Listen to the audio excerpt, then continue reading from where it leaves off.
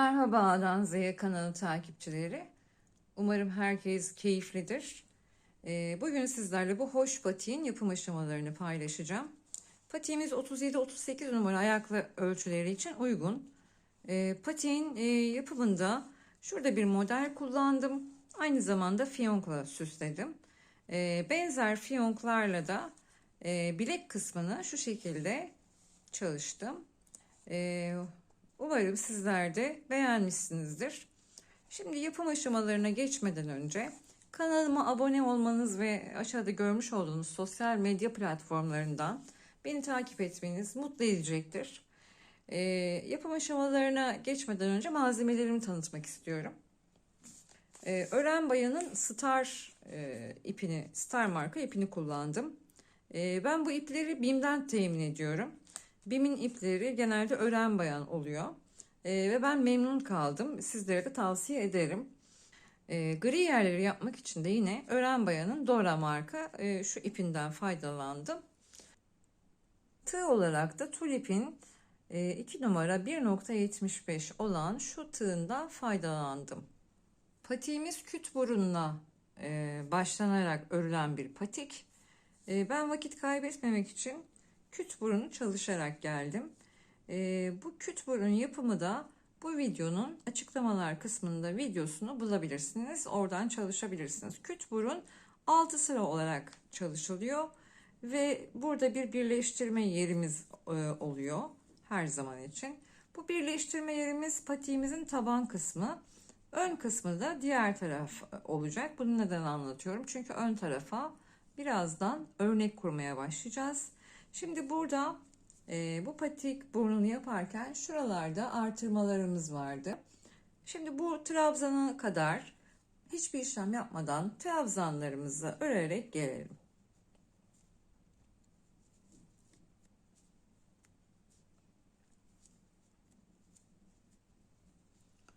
Bahsettiğim yere kadar geldim. Tüm trabzanlarımı ördüm. Şimdi bu yuvanın içerisine de bir tane ikili trabzan çalışıyoruz. Daha sonrasında 3 zincir. 3 zincirden sonra tığımıza hiç ip almadan 1, 2, 3. trabzanımızın tepesine bu şekilde bağlıyoruz. Daha sonra 2 zincir. 2 zincir çektikten sonra terse dönüyoruz. Terse döndükten sonra tığımıza ip alıyoruz üzerine. Şurada demin ekleme bağlama yaptığımız yerin tepesine bir tane yarım trabzan çalışıyoruz. Yani üçünü birden ip tığımın üstündeki 3 tane ilmeği aynı anda aldım. Tekrar ipimi doladım tığa. Hemen sırada şurada bir zincirim var. Zincirimin kanadına şöyle yine yarım trabzan çalışıyorum. 2 tane çalıştım. Burada 3 zincirim var. Tüm zincirlerimin üzerine yarım trabzan çalışacağım. Toplam 4 adet olacak. Şu an 2 tanesini yaptım. Sıradaki zincirimdeyim. 3. yarım trabzanımı çalıştım. Şimdi son kalan şurada bir zincirim var. Bu zincirimin tepesine yine yarım trabzan çalışıyorum. Evet, bu şekilde 2 zincir çekerek tekrar geri dönüyorum. Şimdi buradaki trabzan tepelerine yine yarım trabzan çalışarak ilerliyorum. İkincisini yaptım. Burada da 4 tane toplam yarım trabzan olacak. Son trabzanımı şöyle zincirimin üstüne, başta 2 tane zincir çekmiştik hatırlarsanız. O 2 zincirin tepesine yarım trabzanımı şu şekilde çalışarak burayı bitiriyorum. Burada küçük bir kare oluşturmuş olduk. Şimdi devam ediyorum. Tığıma ip aldım. Yine buraya çalıştık. 1, 2, 3. Üçüncü trabzanımın tepesine ikili trabzan çalışıyorum.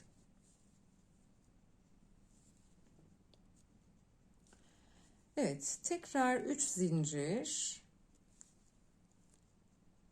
Yine tığıma hiçbir şekilde ip almıyorum. 1, 2, 3. Üçüncü trabzanımın tepesine şu şekilde bağlıyorum. 2 zincir. Örneğimi geri döndürüyorum. İlk trabzanım, yarım trabzanım.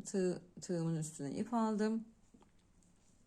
İlk yarım trabzanımı bu bağlantının üzerine çalışıyorum.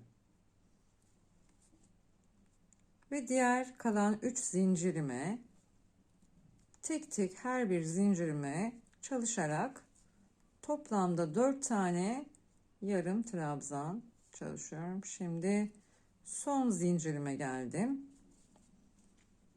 Evet, bu şekilde. Tekrar 2 zincir çekerek geri dönüyorum. Tekrar tığıma ip aldım. Şimdi hemen takip eden trabzan tepesine yarım trabzan çalıştım. Buraya da her bir trabzan tepesine çalışarak toplam 4 tane, şu an 3 tanesini çalıştım. Sonuncusunu başta çekmiş olduğumuz 2 tane zincirimiz vardı. Onun tepesine çalışıyorum. Evet, burada da bir kare elde etmiş olduk. Bu şekilde şuradaki yuvaya kadar örneklerimizi çalışalım. Sıra sonuna kadar geldim.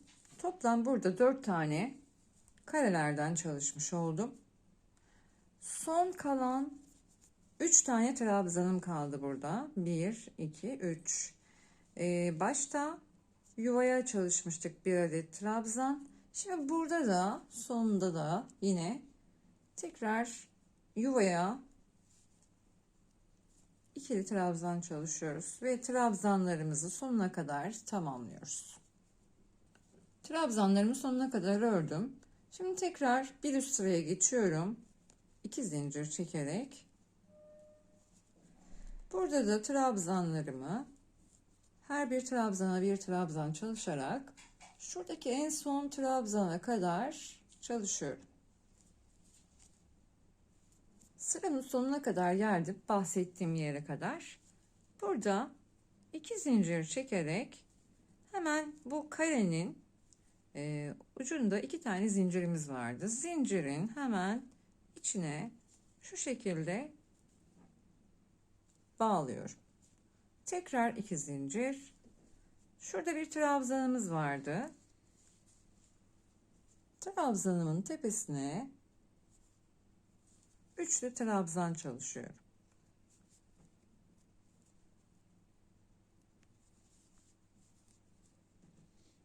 Evet. Yine 2 zincir. Yine buradaki 2 tane zincir vardı şurada çalıştığımız. Zincirin hemen içine şu şekilde bağlıyorum. Tekrar 2 zincir. Trabzan tepesine üçlü trabzan çalışıyorum. Evet, bu şekilde sıranın sonuna kadar gelelim. Bu sırayı tamamladım. Arkada eklememi yaptım. Bir üst sıraya geçiyorum. Yine burada trabzanlarımı modelimin olduğu yere kadar trabzan olarak çalışacağım.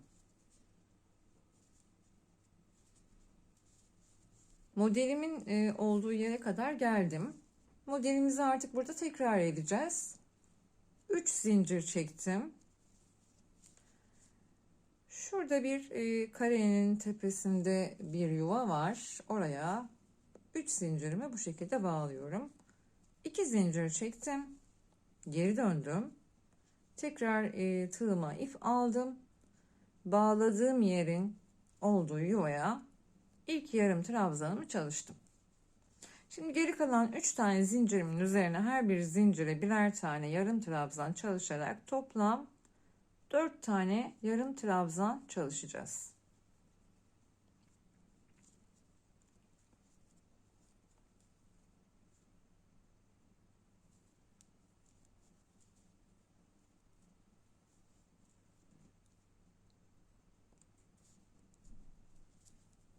Üçüncüyü çalıştım. Şimdi dördüncüdeyim. Tekrar geri döneceğiz. 2 zincir çekerek geri dönüyoruz. İlk trabzan tepesine yarım trabzanımı çalışıyorum. Daha sonra devam ediyorum.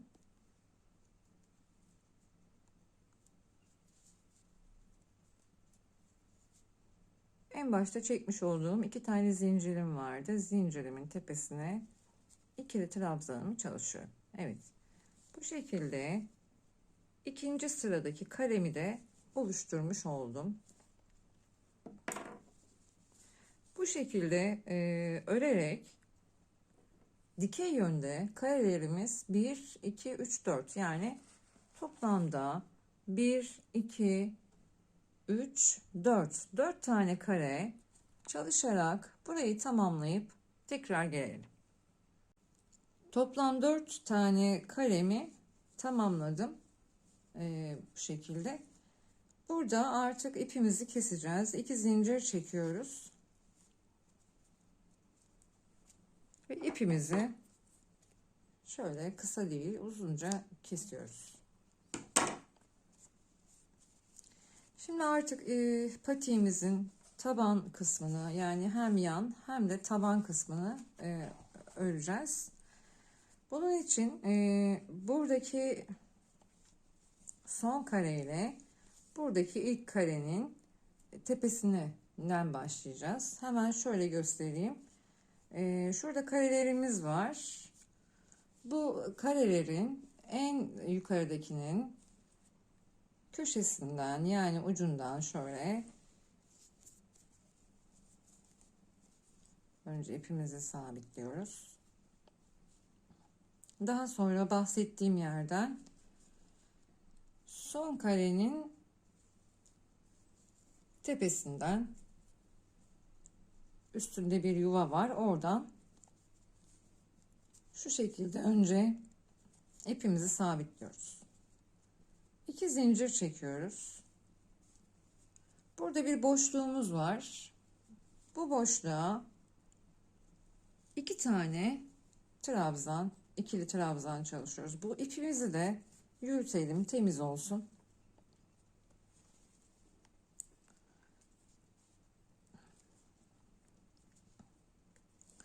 Boşluğa 2 trabzan, daha sonra trabzanlarımızın örmeye devam ediyoruz. Diğer kısma gelene kadar trabzanlarımızı örelim. Şimdi bu tarafa en son trabzanımı çalıştım. Şuradaki gözümüzde de yine 2 tane ikili trabzan. Daha sonra yine buradaki karemizin de karenin en ucundaki yuvaya evet bu şekilde şimdi geri dönüyoruz. 2 zincir çekerek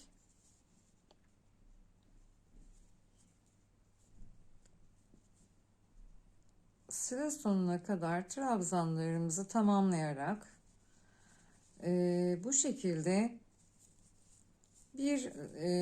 buradan buraya kadar sağa sola giderek üst üste örerek toplam 12 sıra örüp tekrar gelelim. 12 sıradan sonra 13. sırada topuk kesme işlemini anlatacağım. 12 sıra örüp geldim, tamamladım. Şimdi burada topuk kesme işlemine geçeceğiz. Bunun için şu son ve ilk trabzanımla birlikte üst üste getirerek şöyle ikiye bölüyorum. İkiye böldüğüm yerden bir işaretleyici, en ortadaki trabzanın tepesine bir işaretleyici takıyorum. Bu takmış olduğum işaretleyici ile beraber bunu da sayıyorum. 1, 2, 3. Şurası. Hemen oraya bir işaretleyici koyuyorum. Evet. Şimdi bu tarafa doğru sayacağım.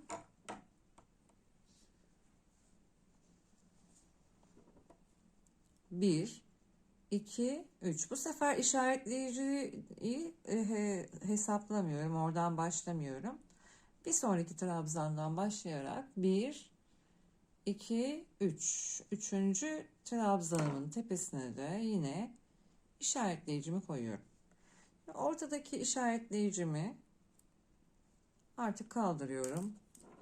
Şimdi burada 6 tane trabzan var. Bu 6 trabzanı örmeye başlayacağız.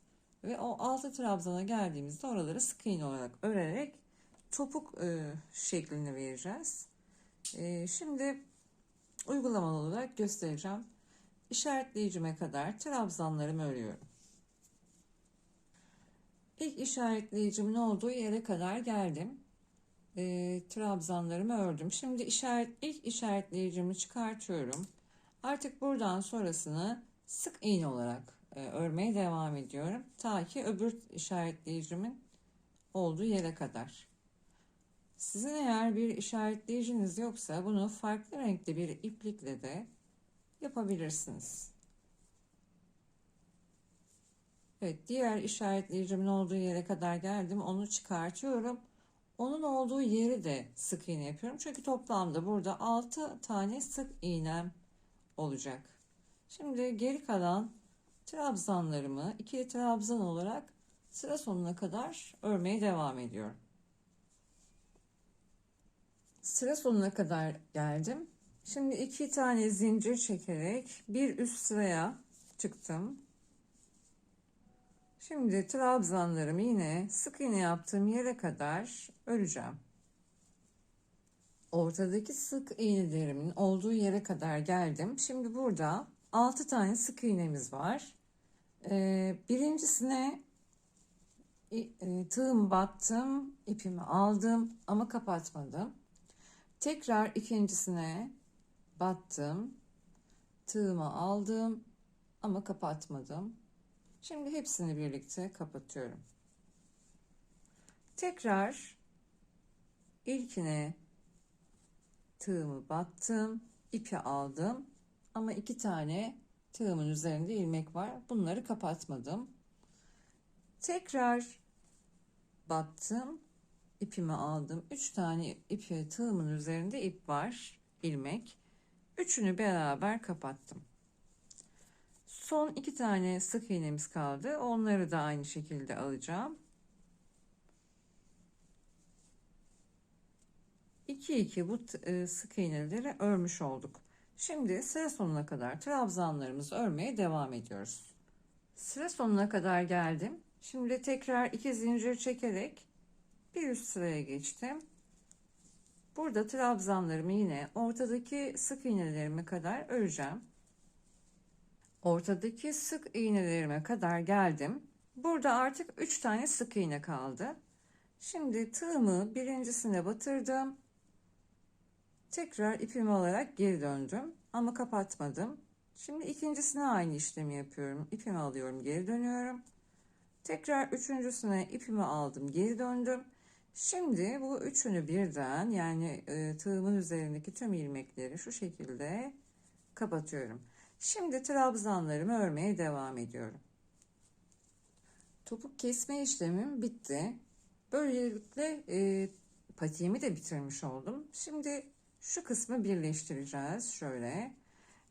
Bunun için patiğimin iç yüzünden, yani ayağa giyilecek taraftan dış tarafa doğru patiğimizi şöyle tam bu sık iğnenin topuk kısmının olduğu yerden şöyle katlıyoruz. Buradaki ilmeğimizi bu karşı tarafa geçireceğiz. Bunun için şuradaki zincirimizin şöyle tepesine tığımızı battıktan sonra ilmeğimizi karşı tarafa geçiriyoruz. Şöyle. Daha sonrasında buraya bir zincir dönüyoruz. Tekrar. Şimdi burada karşılıklı trabzan tepelerini şu şekilde sık iğne yaparak birleştiriyoruz. Evet, şöyle karşılıklı sık iğne tepelerini, trabzan tepelerini, özür dilerim, şöyle karşılıklı birleştirerek bunun sonuna kadar geliyoruz. Evet, sonuna kadar geldim. Birleştirmemi tamamladım. Şimdi burada 2 zincir çekerek ipimi kesiyorum. İpimi kestikten sonra burayı bir de şöyle düğüm atarak ipimi iyice kısaltacağım. Patiğimizi birleştirdik. Şimdi sıra geldi bu gri detaylarını, süslemelerini, şu kısımlarını yapmaya. Fiyonkları yapacağız. Bunun için gri ipimi aldım. Gri ipime bir şu şekilde ilmek oluşturdum. Oluşturduğum bu ilmeği şurada topuk kısmında yapmış olduğumuz birleştirmeden itibaren birinci sıra, ikinci sıra, üçüncü sıra. Üçüncü sıramın şuradaki trabzanların olduğu şu trabzanın boşluğuna sabitleyeceğim. Şöyle tığımı geçirdim. İlmeğimi de aldım tığıma. Bu şekilde bunu buraya sabitliyorum. Şimdi burada 3 zincir çekeceğiz. Daha sonrasında o boşluğun içerisine zincirimle beraber 3 tane, yani 2 tane ikili trabzan çalışıyorum. Zincirle beraber 3 oluyor. Boşluğun içine. Evet, şimdi tekrar sıradaki şu trabzan boşluğuna çalışacağım. Bir üst sıradaki trabzanlardan bahsediyorum. Şimdi oraya geçtim. 3 tane de buraya ikili trabzan yapıyoruz.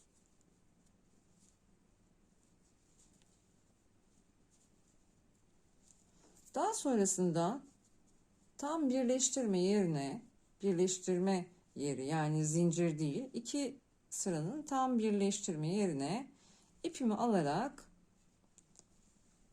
buraya bir trabzan çalışıyorum.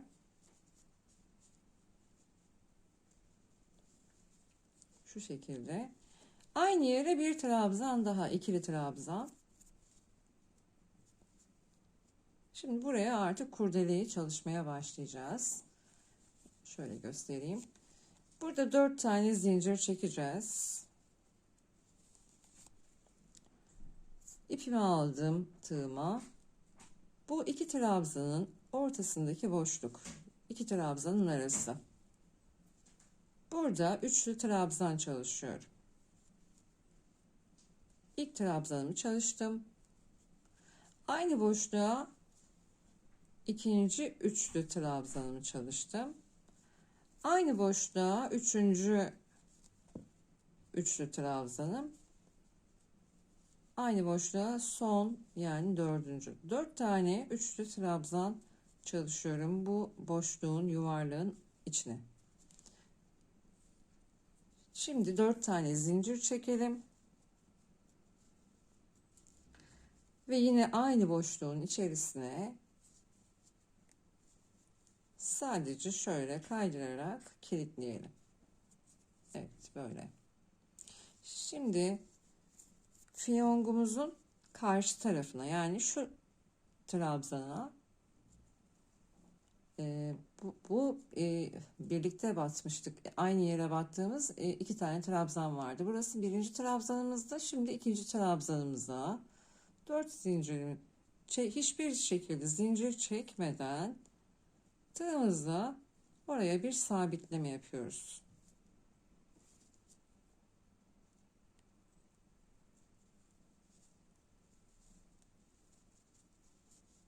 Evet, şu şekilde oraya atladık. Şimdi 4 zincir,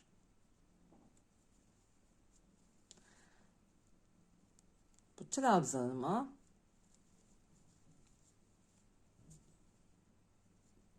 üçlü trabzan yapıyorum. Trabzanın gövdesine 4 tane, aynı diğer tarafta olduğu gibi trabzanın gövdesine üçlü trabzan çalışıyorum. Dördüncüyü çalıştım. Ve fiyonkumuz oluşmaya başladı bakın. Yani burada iki tane trabzanımız vardı. Trabzanımız fiyongumuzun ortasını oluşturdu. Şimdi 4 tane daha zincir çekeceğim. Yine aynı boşluğa şuraya kilitliyorum. Evet, fiyongumuz oluştu. Bu şekilde. Çok da şirin oldu. Şimdi burada ilk sırayı, yani takip eden fiyonktan sonraki şuradaki ilk trabzan sırasını atlıyorum.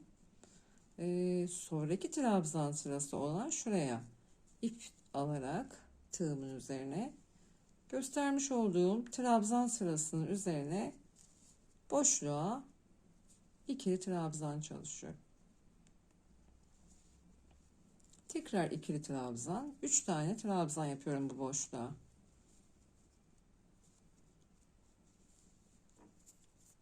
Şimdi yanındaki sıraya geçiyorum, şuraya. Yani şurası. Tekrar buraya da 3 tane ikili trabzan çalışıyorum.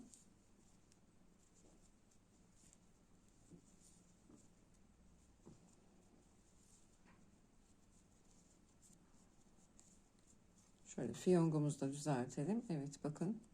Çok şirin, şık, hoş bir fiyonk burada oluştu. Şimdi burada patiğimizin bu sırası değil, bu sırası da değil.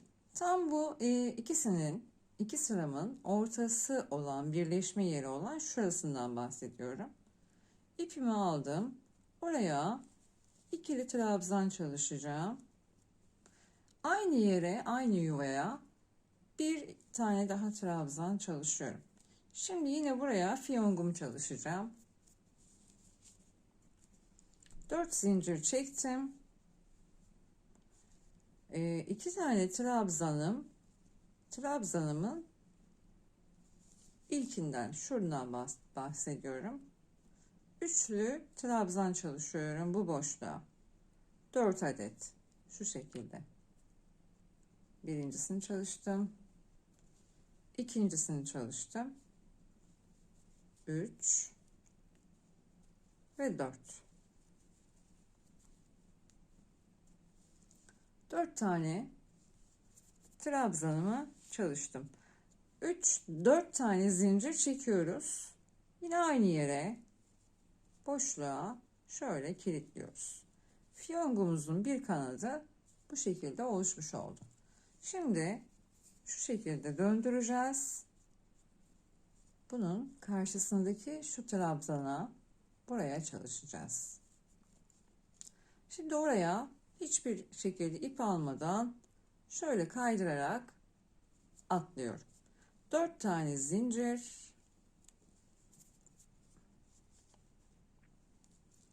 tekrar boşluğa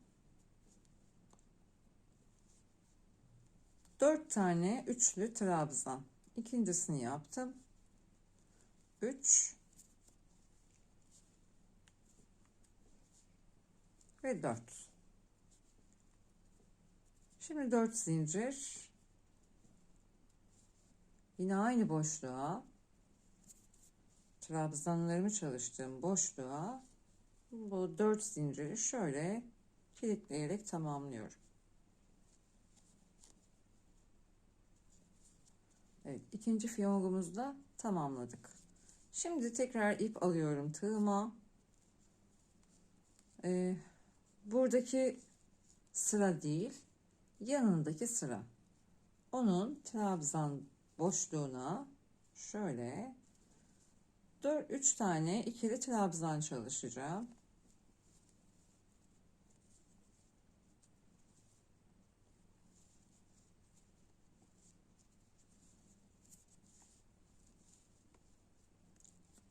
Üçüncüyü çalıştım.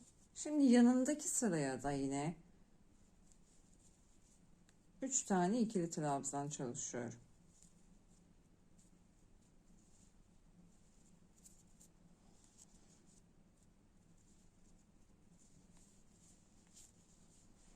Şimdi yine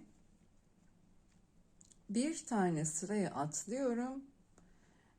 Diğer sırayla iki sıranın ortası şurası. Fiyongumu yapacağım buraya. Tekrar ikinci trabzanımı aynı yuvaya çalıştıktan sonra fiyongumu çalışmaya başlayacağım. 3 tane fiyongumu buraya çalıştım. Şimdi sıra son bu sıranın son fiyonguna geldi. Şimdi yine ipime doladım tığımı. Fiyongu yaptığımız bu sıra değil. Bir sonraki sıraya trabzanın boşluğuna 3 tane ikili trabzan çalışıyorum. Şöyle.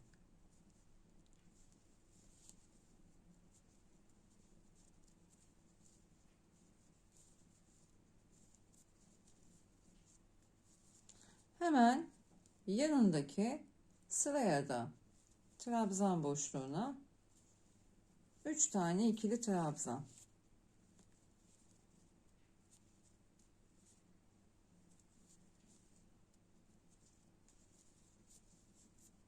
Şimdi yine burada şu sırayı atlayacağız. Bu sırayla bu sıranın tam ortasına, yani şunun ve şunun tam ortasına ipimi alarak tığıma ikili trabzan çalışıyorum. Burası fiyonk yuvam olacak. Yine aynı yere bir trabzan daha. Şimdi buraya tekrar fiyongumuzu çalışalım. Son fiyongumu çalıştım. Buradaki şu sıra ve şu sıraya hemen trabzan çalışacağız. Sıranın, o iki sıranın trabzanlarının boşluğuna 3 tane ikili trabzan. Bu fiyonk aralıklarını sizler kendi patiğinize göre de ayarlayabilirsiniz.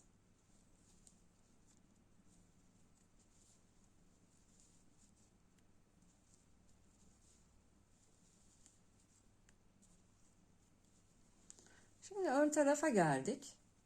Şimdi buraya artık sık iğne çalışacağız. İlk sık iğnemi şurada köşede tam bu karemin üstünde bir sık iğne var. Önce oraya bir sık iğne yapıyorum. Zincir boşluğuna 2 tane sık iğne. Daha sonra burada bir trabzanımız var. Trabzanın tepesine bir tane sık iğne. Tekrar zincire geldim. Zincir boşluğuna 2 sık iğne. Tekrar karenin üstüne geldim. Oraya da bir sık iğne. Bu şekilde köşeye kadar tamamlayalım. Sık iğnelerimi burada tamamladım. Köşedeyim. Köşedeki sık iğneyi de unutmayalım. Diğer tarafta yaptığımız gibi. Hemen burada trabzanlara geçiyorum. Hemen şuradaki ilk sıramın trabzanını çalışacağım. Buraya 3 tane ikili trabzan.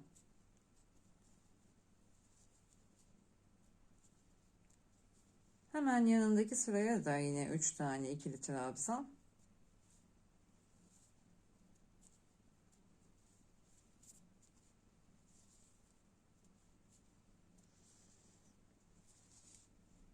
Bu şekilde ikili trabzanlarımı çalıştım. Şimdi fiyonk için tığıma ipimi aldım. Bu sıra değil, bu sırada değil. İkisinin birleştiği yer şurası. Oradaki yere, yuvaya, birleşim yerine yani bir tane ikili trabzan çalıştım. Aynı yuvaya bir tane daha ikili trabzan çalışıyorum. Ve buraya fiyongumu çalışacağım tekrar. İlk fiyongu buraya çalıştım. Tığıma ip aldım. Tekrar bu ilk sırayı atlıyorum. İkinci sıranın trabzan boşluğuna 3 tane ikili trabzan çalışıyorum.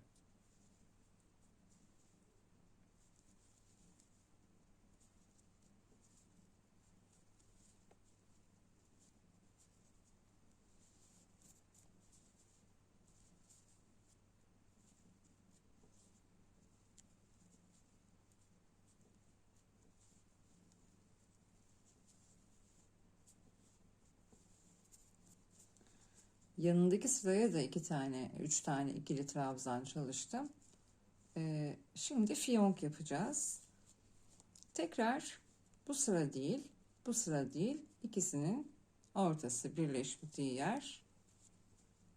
Buraya 2 tane aynı yuvaya trabzan çalışıyorum, ikili, ve bunun içine fiyonklarımı çalışacağım.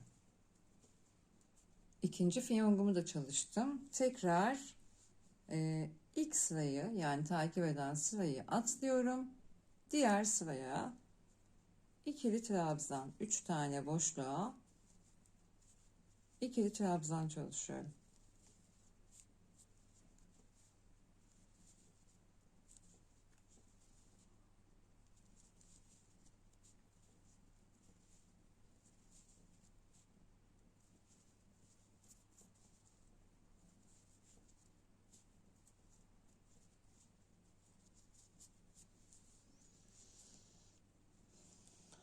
Evet, burada sıramı tamamladım. 2 tane, hem buraya hem bu sıraya.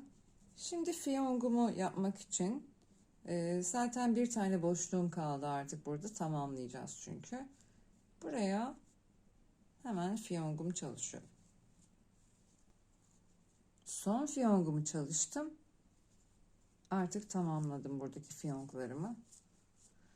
Şimdi şurada başladığımız noktaya geldik. Başladığımız noktaya da bir zincir vardı. Zincire şu şekilde kilitleme yaparak bunu burada tamamlıyoruz. Evet, 2 zincir çekiyorum. Daha sonrasında içeride bir yere şöyle gizleyerek kaydırıyorum ilmeğimi. Bir zincir daha çekerek burada ipimi keseceğim. Daha sonrasında da bir düğüm atarak ipimi kısaltıyorum. Patiğimizi tamamladık. Bu kurdeleler giyildiği zaman düzeliyor. Ancak sizler isterseniz bunu misina bir iple de yatırabilirsiniz. Şimdi şuradaki fiyongunu çalışacağız. Şuradaki küçük fiyongu. Bunun için yine gri ipimi alıyorum. Şimdi bir sihirli halka oluşturacağız öncelikle. Sihirli halkayı şöyle döndürüyorum. Döndürdükten sonra burada bir çapraz oluşuyor. Çaprazın ilmeğin içerisinden şu şekilde geçirerek tığımı bir daha alarak sabitliyorum. Bakın, sihirli halka bu. Bunun içerisine çalışacağım şeyleri. Tekrar burada 6 zincir çekiyorum.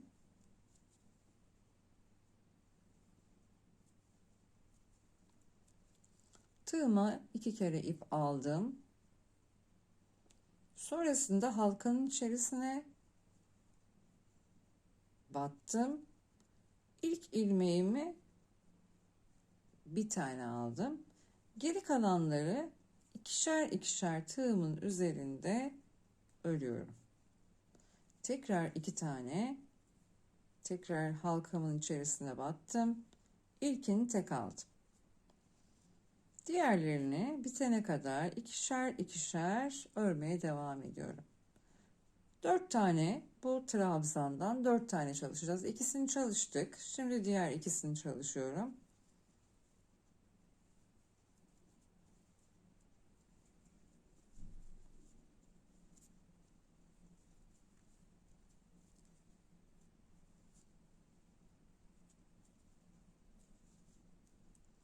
Şimdi tekrar 6 zincir,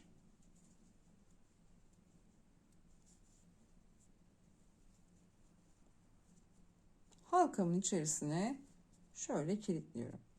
Burada halkayı artık biraz daraltabiliriz, daha rahat çalışabilmek için.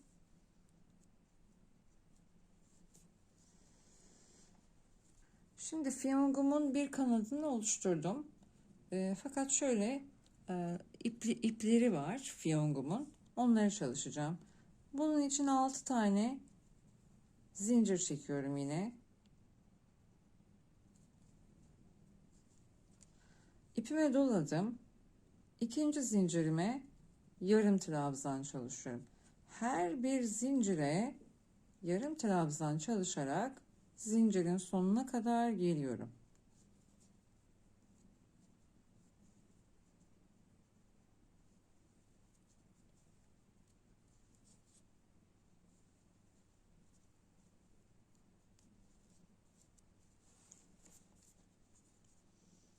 Evet, ilk fiyongumun ipini yaptım.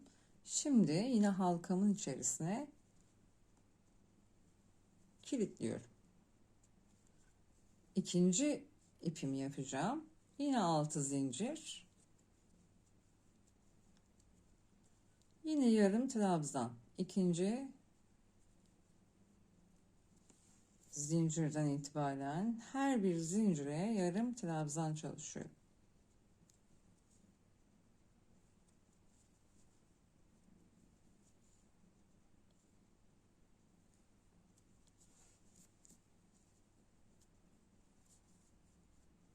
Son zincirimdeyim.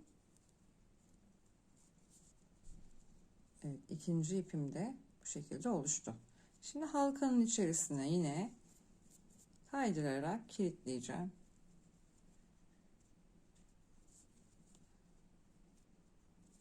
Evet, fiyongumun bir kanadı ve 2 tane ipi oluşmuş durumda. Şimdi yine 6 zincir çekiyorum.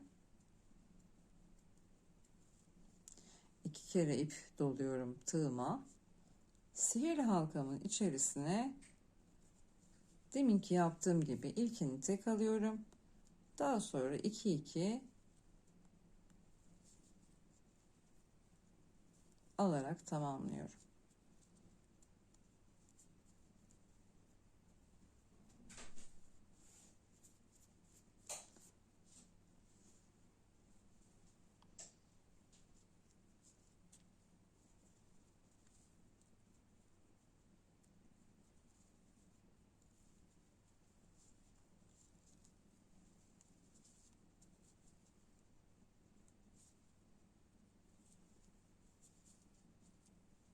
Son olarak yine 6 zincir çekerek fiyongumu tamamlayacağım. Zincirimi de buraya kaydırdım. Şimdi artık burada halkamı iyice sıkıştırıyorum. Ve fiyongumun ortaya çıkmasını sağlıyorum. Evet, bakın. Çok şirin bir fiyonk elde etmiş olduk.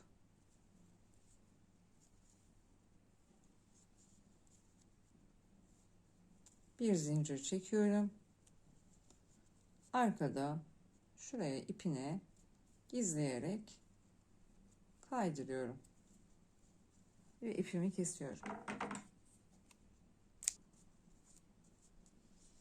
Evet, bu fiyongumuzu da bu patiğimizin sağ tarafı, bu da sol teki.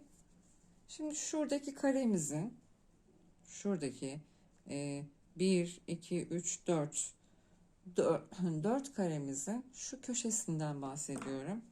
Oraya şöyle verev çapraz bir şekilde bunu buraya dikelim. Monte edelim. Evet, patiğimizi tamamladık. Eğer videomu beğendiyseniz beğen butonuna basmayı unutmayınız. Herkese mutlu günler diliyorum. Hoşça kalın.